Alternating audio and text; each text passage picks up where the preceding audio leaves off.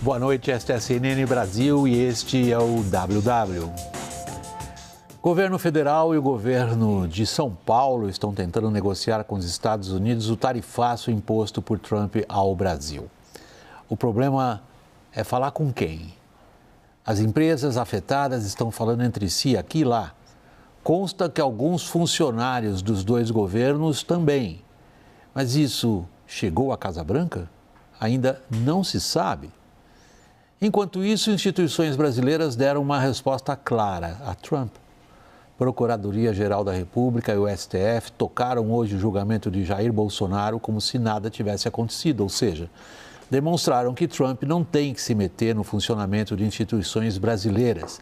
Não importa a crítica que se faça a elas aqui mesmo. O tarifaço foi imposto por Trump para evitar que Jair Bolsonaro vá para a cadeia. Nesse sentido, o tarifaço não só não está funcionando, como está implodindo boa parte do que se poderia considerar uma ampla oposição de direita ao governo brasileiro. É um feito e tanto que vai se agregando ao clã Bolsonaro. Desperdiçar a onda disruptiva que levou o capitão ao Palácio do Planalto lá atrás, em 2018. Tocar um governo que se tornou o maior cabo eleitoral do adversário dele.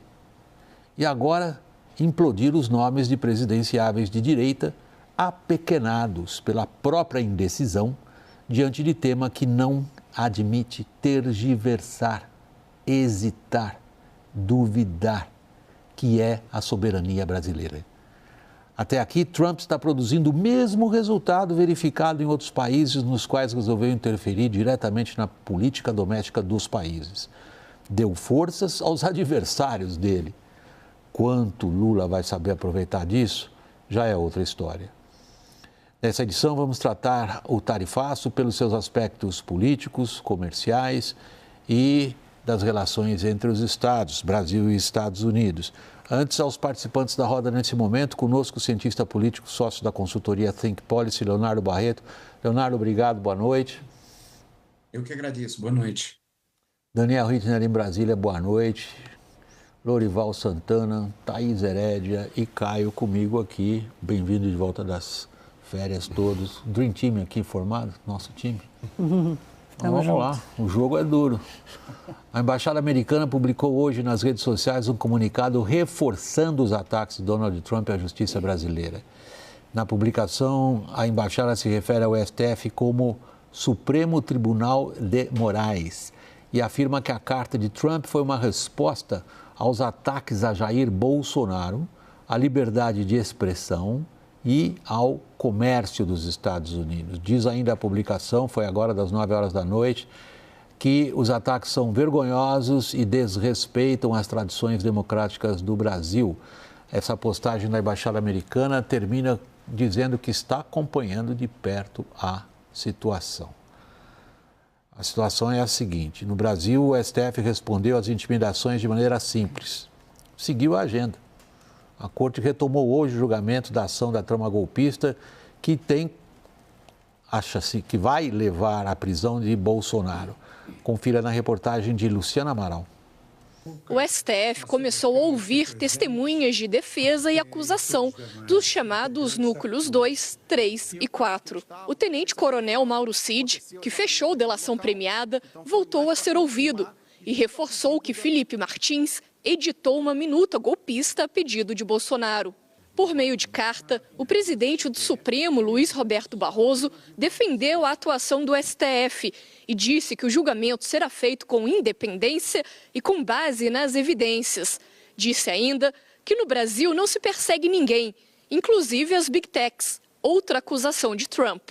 Em mais um capítulo do embate, a plataforma Rumble e a Trump Media afirmam na Justiça dos Estados Unidos que Moraes emitiu o que considera uma nova ordem legal para bloquear contas no país. A decisão de Moraes ocorreu na sexta, depois do anúncio do tarifaço. É absolutamente político, porque mérito jurídico não tem nenhum. Na prática jurídica, está tentando prever o quê? Uma conta que está desativada ou que não possui conteúdo de dezembro de 2023 está ameaçando a democracia do Brasil? Se antes os bolsonaristas apontavam o presidente Lula como principal culpado pelo tarifaço, agora se voltam a Alexandre de Moraes, relator dessas ações no Supremo. A ideia é vincular os processos contra o ex-presidente na corte à decisão de Trump, numa narrativa de perseguição política. Aproveitando o embalo, a oposição no Congresso corre para tentar votar até quinta-feira o projeto que livraria os investigados. Mas a avaliação de líderes partidários é de que tocar a anistia agora seria ceder a Trump e abrir mão da soberania nacional. Apesar do discurso da oposição, um racha interno está explícito. O governador de São Paulo, Tarcísio de Freitas, presidenciável, busca se equilibrar entre os bolsonaristas e o prejuízo econômico do tarifaço para o Estado e passou a ser alvo de ataques de Eduardo Bolsonaro nos Estados Unidos. Já Michele Bolsonaro ignorou qualquer pedido de anistia em carta lida no final de semana, a anistia que é um pleito defendido por Eduardo. Em entrevista ao jornal Folha de São Paulo, o filho do ex-presidente disse não se arrepender da pressão para retaliar o Brasil.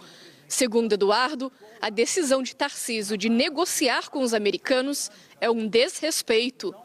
Nisso tudo, quem respira mais aliviado é o Planalto, que sente sair da defensiva e recuperar terreno, ao menos nas redes sociais, de olho nas eleições de 2026. Leonardo, se alguém tinha qualquer dúvida de interpretação semântica, a postagem agora, de 1 hora atrás, da Embaixada Americana em Brasília, confirma que o tarifaço é uma postura de Trump para interferir na política interna brasileira e ajudar Jair Bolsonaro. Está conseguindo?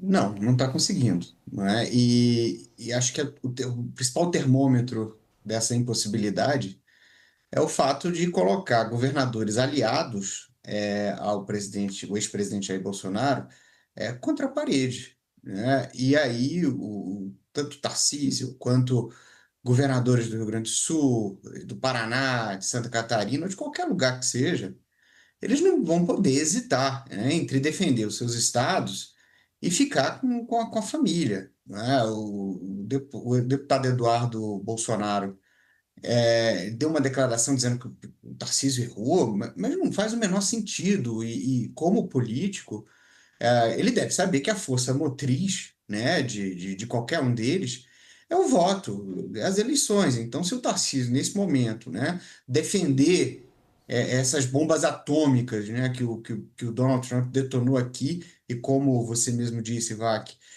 o governo americano fez questão de deixar claro que o motivo é o julgamento, né?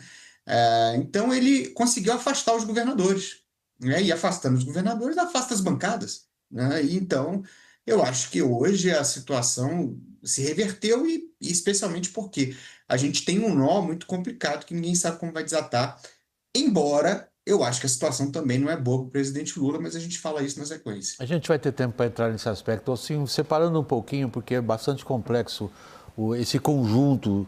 Eu queria, nesse momento, ter a tua avaliação.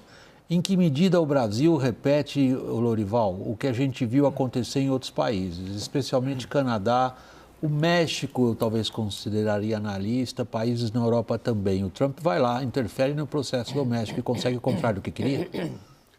Na Austrália também a experiência foi muito marcante, né? O líder do partido conservador, ele nem sequer se elegeu no distrito dele, né?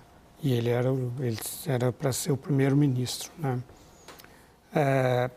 Então, são situações bem diferentes. Sim, né? São países bem diferentes. E ameaças diferentes, né? O Canadá estava sob ameaça de anexação, né? O México tem essa relação comercial intensa, né? E tem as questões de imigração, de fentanil e assim por diante. Mas há algo em comum, que houve processos eleitorais nos 3 países, né? Durante essas crises desencadeadas pelo Trump. Houve posições bastante sólidas, né, dos 3 governos e eles obtiveram tentos eleitorais e políticos, né?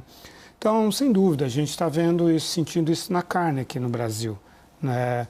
A reação é natural, né? de defesa da soberania, né? de dignidade, de respeito, né? Não, você não vem aqui me dizer como que eu tenho que fazer as coisas aqui no meu país, né? Isso é instintivo, é natural e tal. Então, às vezes até pode prejudicar a própria estratégia, né? Assim, a própria racionalidade no caso no caso do Brasil, né? Assim, mas sem dúvida, ficando então no campo meramente político e não pragmático, assim, acho que é claro, o efeito é sempre esse, todas as vezes que houver uma investida dessa do Trump. Eu queria pegar esse lado político justamente. O Leonardo nos sugeriu, a gente vê como é que o Lula está tomando conta disso, mas a gente pega um pouquinho lá na frente.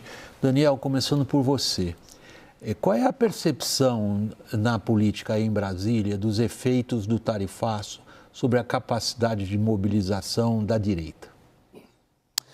William, eu venho conversando desde meados da semana passada com diversas entidades do setor empresarial.